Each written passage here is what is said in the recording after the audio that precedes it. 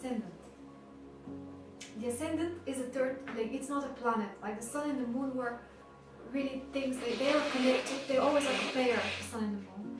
Because the cycles that everything is governed by, all life on Earth, is the cycles of the Moon and the Sun. That monthly cycle that we women are so connected with, it's actually not the cycle of the Moon, it's the cycle of the relationship between the Sun and the Moon, if you think about it. Yeah, the phases of the Moon, they are not only about the Moon, they are about the Sun and the Moon together, because what we see in the sky, the different phases of the Moon, is actually how is the Moon lit up by the Sun, from what angle, and that's what we see.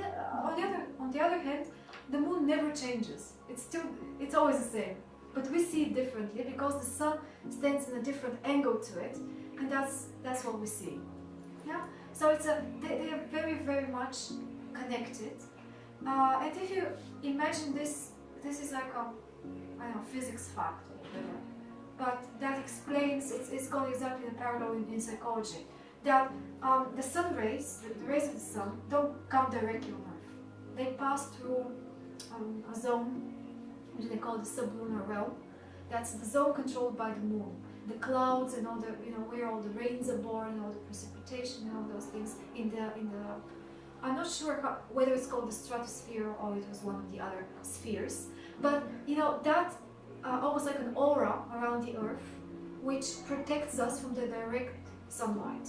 And actually the light of the sun doesn't create life on Earth on its own.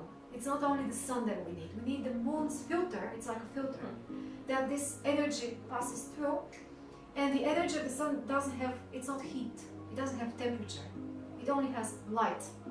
Yeah, so it needs to pass through this thing in order to become heat, and for the plants to be born, and for everything else to be born, and for the right temperature to be set, so that things can live on the planet and so on. So that there is this connection between the two. They work together as a team. One gives the energy, the other one modifies the energy and makes it life.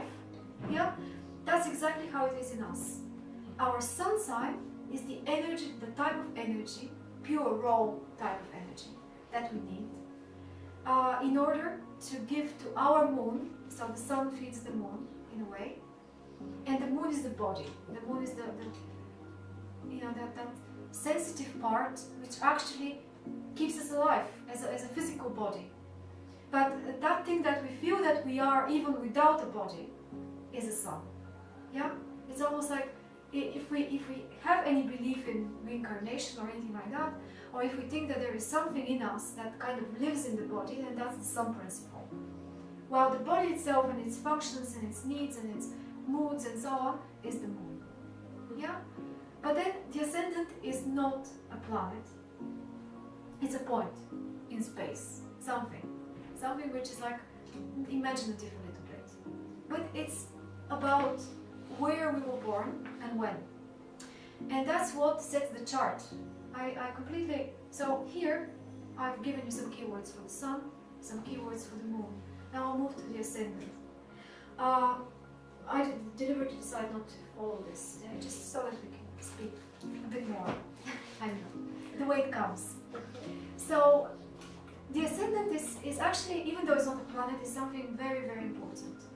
Because it orders everything in the chart. It actually is what we need in order to calculate the chart and make it, to see it really. The chart is a picture of the universe at the moment when we were born. And it doesn't mean anything by itself. It's just a piece of astronomical data, as most of you know. But the Ascendant is the big factor. They call it the big individualizing factor. Which, if we know it, that means if we know the time of birth during that day, we can say, here is where the chart starts from. So I'll show you a chart. I don't know how well you see this chart, but you don't have to see the details. It's just, look at it as one circle, just as a circle. Or maybe I can switch to here and just use your chart as an example, if you don't mind. Sure. I won't say anything particular about what's going on in the chart. You can if you want. Ultimately, there is nothing good or bad in it, so that's not the problem. But I will go a little bit technical, but just for 5 minutes. I promise it won't be too much. So, because if you know this, you see how important that thing about the ascendant is and why, I hope. The ascendant is always this point here, AC, which is always at that part of the chart, always in the left-hand side. And it's the start of the first house. So you see how it's divided into sectors, and these are the 12 houses. Yeah? And the first house always starts with the ascendant. So the ascendant is the beginning of the first house. And we need that beginning in order to say, okay, from this point in the wheel of the zodiac, which is this wheel around, that's the wheel of the zodiac. But that wheel can be turned in any way. And the way it turns is actually where is the ascendant we're looking for. So if Cancer was the rising sign and ascendant are the same thing. So if Cancer was rising on the east at the time exact moment when you were born, then that would be your ascendant. So we say in this particular moment, this degree, 22 something of Cancer was rising. So that's your ascendant point. And that from there we draw a line, horizontal. That line splits the chart into halves, upper and lower. And we have the ascendant on the one end of the line, always, and then on the opposite is the descendant. Ascendant and descendant, I can't speak about ascendant without saying at least a few words about the descendant, because these are like, again, like opposite signs, as I said about opposite signs, how they're two sides of a line. The same way, ascendant and descendant are two things which are equally important. Well, many people nowadays know about the ascendant. They've heard about it. It's now they're expanding the field of popular astrology. That sun sign columns and stuff, which only started in the 20th century. I don't know if you know about this. Astrology is an ancient science, maybe the oldest of all. But only in the 20th century we started speaking about sun signs, about Cancer, Libra, whatever. Before that, they didn't exist. They were either people in very narrow circles that were particularly interested in this, that were really studying whole charts and the whole thing, or nobody was speaking just about your sun sign, because they picked up one thing out of all. You see, the sun is very important, but it's not the only thing. They just picked up the sun and made it into popular astrology, because that was easy. It's quite easy to calculate your sun sign. Every month we have a new one, roughly between these and these dates. But when it comes to the moon sign, you need to draw a chart to see where, or look at those tables of positions, astronomical positions of planets. They're called ephemeris. In the past, astrologers were using them in order to construct the chart, to draw the chart. They were drawing them by hand. You draw a circle, divide it into 360 degrees, and then you look in these tables and see, oh, let's see, on that day, where was the Venus? It was in this degree of that side, and they put it on the circle. And that's how they made the chart. Luckily now with computers we don't need to do that. We can just calculate it and that's the chart. But it was just a bit more laborious in the past. Going back to the ascendant. So the ascendant is the start of everything, and it then orders where everything will fall in houses. So you see in this chart, the planets are, so here we can see in this sign Capricorn, we have many planets there. And they would have always been in Capricorn, even if you were born in a different time of that day. Because these planets in particular, they won't change their position in one day. Yeah, they're relatively slow, if I can say so. So even if you were born in the later part of the day, was it? Evening. Evening, yeah. So even if you were born in the morning, they would have been still in Capricorn. And everything would have been, in some cases the moon changes sign because it's a bit more, a bit faster, but everything will generally stay where it is, in signs, in the zodiac, but not in houses. The houses are the sectors in which things fall. So it's where the action happens, it's where the life actually happens. That's what the houses tell us, very briefly. Yes, you can have a lot of Capricornian qualities in you, but they would be acted out in the 6th house of life, which stands for certain things. Yeah, and makes such a big difference whether they are in the 6th, 8th, 12th, or whatever house. because that would create a different circumstance in your life. Your life will push you into acting into different areas. Yeah? And this makes the houses a bit more personal than the signs. Because the way your chart is ordered, with everything falling where it falls in these houses, is really what makes you different from another person which may be born in your generation, in your country, in your day, exactly the same day, so in the same sun sign, moon sign, whatever, but they would be living it out somewhere else, in a different area. Yeah? So we need to have the point of the ascendant, and then what happens is every house then follows after, and the houses are not equal. Here they seem like they are almost equal, but there are certain charts where one house and the opposite is huge. You've seen these, I think, some of you. Well, other houses are much smaller, because we divide the circle into 30, 30, 30, 30, based on the sign. So every sign has 30 degrees, and all the 12 make the whole circle. But we don't do the same thing with the houses. There's so many different systems of astrology, and you may find, if you're interested in this, you may find something like called the equal house system. I don't know if you've heard about this. So that's very, very simple. They equate the houses with the signs. So they say if your ascendant is Cancer, that means that the first house is only Cancer, the second house is only Leo, then the third house, and so on. Well, that actually doesn't correspond to the way things really are in reality.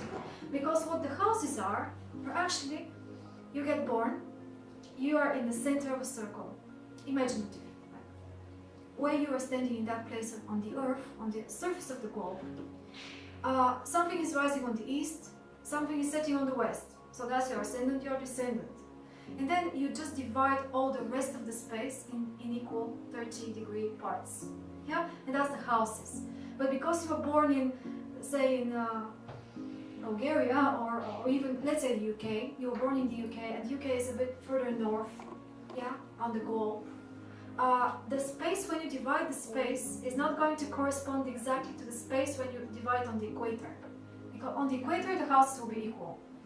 But if you're born south or north, your houses will be a bit distorted. So what will happen is that in certain houses, you have more of the degrees of the zodiac.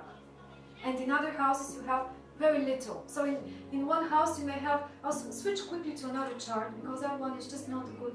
That means that a bigger house is like more important No, somehow? I won't say so. I'm just the size of the picture. Well, there are many other things playing out. So you see, this is another chart. I don't even have an idea whose chart that is. But that's a completely different picture, where you see this house here, the 7th, and the opposite to it, they're always in pairs like that, mirror images to each other. So the 1st and the 7th are huge. Well, these here, 10th, 9th, they're so small. So the 9th house, for example, that one at the top, starts from here, ends here. Okay? And that is only within the sign Sagittarius. And this house only contains Sagittarius, and not even the whole Sagittarius. Well, this house, the 7th, for example, starts from Virgo, has almost 2/3 of Virgo in it, then it's got the whole of Libra in it, and it's got almost half of Scorpio.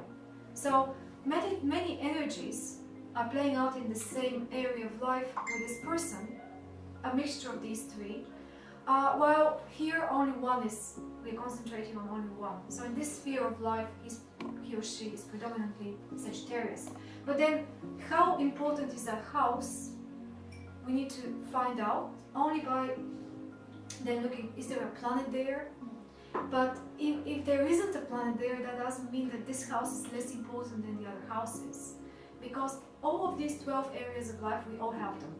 We all have families, relationships, careers, personal identity, and so on. But we just need to concentrate on some and not that much on others. Where the houses are empty, there is no drama. Things are kind of in the background. Yes, they happen, but they're not what you are concentrating on. Where there are lots of planets, that's where your attention is pointed. Yeah. So the ascendant, because it starts, it's almost like the point of birth, the first impulse. You're kind of in this moment when you were born, you were injected with the qualities of some sign. This sign which was on your ascendant. And that, because you were coming out of nowhere almost, complete beginner in that thing called life, this sign affects you in a way that kind of tells you or makes you feel in a way or act then in a way which you believe will be the best strategy to adapt to the environment, to where you have come to. And this is the mask then, they say, the mask, the persona, the thing that you wear, the uniform that you wear, if you say so, but mostly it's about the face, the facial expression, the temperament, the way you speak in the beginning with people and so on, when you are just somewhere new. And it gives you, affects your looks, affects the way you look to other people, and how they think of you, how they perceive you in the beginning when they still don't know you. That's why the ascendant is related to the first impression you make. That first impression may have very little to do with who you are in reality, especially when you have a Taurus ascendant and you're an Aries, for example. Because a Taurus ascendant, like mine and yours, may look in the beginning, depends what other energies. Sometimes there is a planet on the ascendant and that changes the picture a bit. But let's say just the ascendant in Taurus on its own. It looks very benign, if you know what that means. It looks like it's Harmless. Easygoing, very even shy, even very simple, very not very enthusiastic, kind of reserved sometimes. And they have something about them, ascendants, that they're kind of almost like things that conduct electricity, better or worse. Like some of them, some of the signs are great, how is it called? The current of electricity passes through them. Channels, yeah, we can say channels, or we can say they're just more energized, and they show this energy to others better. And they have a better effect, well, not better, a greater effect, like more noticeable, some are more noticeable. And these are the extroverted ones. Half of the signs are more extroverted. The other half, Taurus is very introverted, it's very grounded. And because it's earth, Taurus is earth, that element, it doesn't conduct electricity very well. So it needs to make more effort in order to express itself. That expression is more deliberate, with more controlled kind of thing. Well, if you have a fire ascendant, none of you has a fire ascendant, but let's say somebody has a fire ascendant, that is very uncontrolled energy, very easily pouring out, and even giving this sense of enthusiasm and action to others. So these people tend to be popular at first glance, to be attractive, to be interesting. But it doesn't mean they're interesting people later on, you know? It's just about the way you conduct yourself. It's like a style of adaptation to society. You go out to the shop to buy some bread, and you don't have time to become friends with the cashier. You just need to act in a way with the cashier. Either say thank you or not say thank you, and do it in a particular way, particular style. That's where the ascendant plays. Because it's an instinctive reaction to things which we don't, again, like with the moon a little bit, we don't have time to think a lot there. But it's something that has to be studied, and we need to learn how to be well our ascendant sign. Because we usually in the beginning feel very inadequate in it. It's almost like you were given the wrong costume, or costume as a child in a play, where you don't know, you don't feel comfortable. It's either a little bit feels a bit too big or a bit too tight or something like that. Or you feel funny in it or something like this. There is always something like this with the ascendant. Maybe I should say always, because sometimes the ascendant is there to promote you, kind of ease you up. I've seen two cases generally. Either you have this ascendant because it needs to hide something, or you have it because it needs to show something. So either your chart is such, you know, sun, moon, the other planets, all the other things going on underneath, either they're very reserved, very shy, not being able to assert themselves enough. There is like a disbalance there in this direction. So you are born with, say, a Leo ascendant. And the point of that Leo ascendant is to not shy out, to be able to go out and show itself. Yeah? Even though the thing that it has to show underneath is rather introverted. But it needs that too in order to break the boundary, to be able to go there. While there are other cases where there is something to hide. You know, for example, I think my case is an example, but I don't know, maybe not. Just the way I think about it, where you have one particular sign which is predominant in the chart, and it just takes over many things, many functions. And that sign is kind of too much of this. And this particular energy, maybe if it's shown very directly, without anything to hide it, without anything to modify it a little bit as an expression, it may startle others or make others feel uncomfortable because it's just too concentrated. It's almost like drinking a juice which is too concentrated and you can't. It's too much. Yeah. So in this case, it's too much Scorpio, a lot of Scorpio, and because the nature of that sign is very intensive, very kind of wants to pull you into things, into depths, you can say, which are not very comfortable, or into topics which are a little bit not common. You know, it's not topics of a party. You know, those things that when you go to a party you won't start a conversation about them.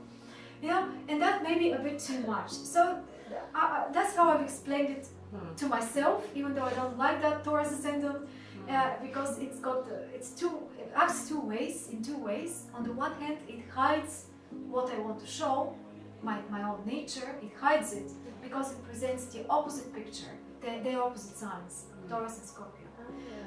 So it presents the opposite picture. But then there are so many situations where I actually need that opposite picture in order to open me the first door to somebody. And then when they, you know, understand a little bit slower, you know, what they're dealing with, they can eventually tolerate it more than if I present it straight away, you know, and put it on the table straight away. So it's always the right ascendant, even though people very often don't like their ascendants when they know about them. It's actually deeper analysis always comes to the conclusion that it's the right ascendant at the end of the day to help me position myself, to help me promote myself in the best way I need to promote myself, to give a chance to these other things that are going on underneath.